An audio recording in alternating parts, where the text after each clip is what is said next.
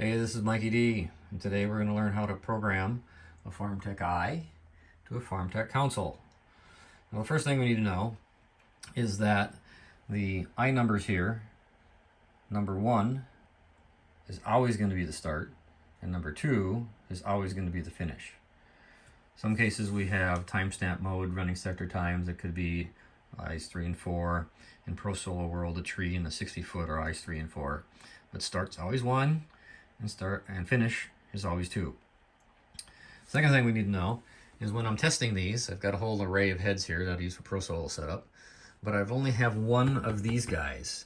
Now, these flash really fast, and if you had multiple, like 6 pairs of these heads for every one, they all kind of flash at different rates, and it's really hard to get them to trip when you do that. So I set up this way. Sometimes I turn it around and I let it flash off the wall. It doesn't really matter. Today I'm just going to let it kind of sit over here, and it's going to work with all those heads if I wanted to program it for Pro Solo. But today we're only going to program a start and a finish, and here's how we do so. Turn these guys on, and we're going to go here in setup mode, and we're going to go to next until we find set I number 1, which will be our start. Then we're going to press enter, and it says break the beam now. Now what I do is I just lift these and face them to the ceiling and bring them back down. That's a great way to break the beam rather than trying to put your hand in there. That doesn't always work because, again, it flashes and reflects off all the walls over here. So if I had my hand in there, it still sees that flashing because it's bouncing off the walls. Outside, none of that matters, but in a small room, this is by far the preferred way. So I'm going to pick this head up, I'm going to face it to the ceiling, and then it's going to do something over here.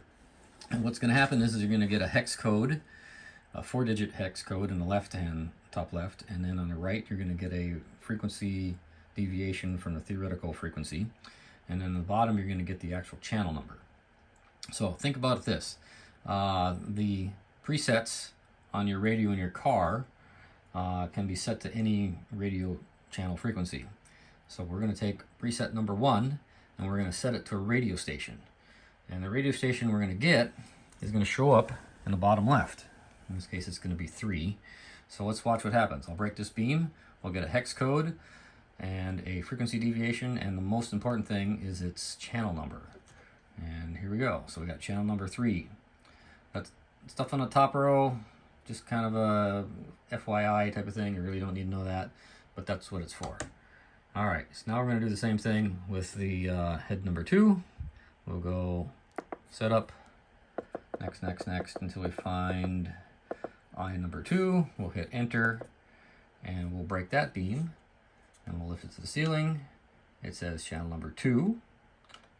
All right, so what we don't want to have is I's 1 and 2 having the same frequency, because you could have multiple cars on course, you could have a start and a finish happening at the same time, and you don't want to transmit on the same frequency.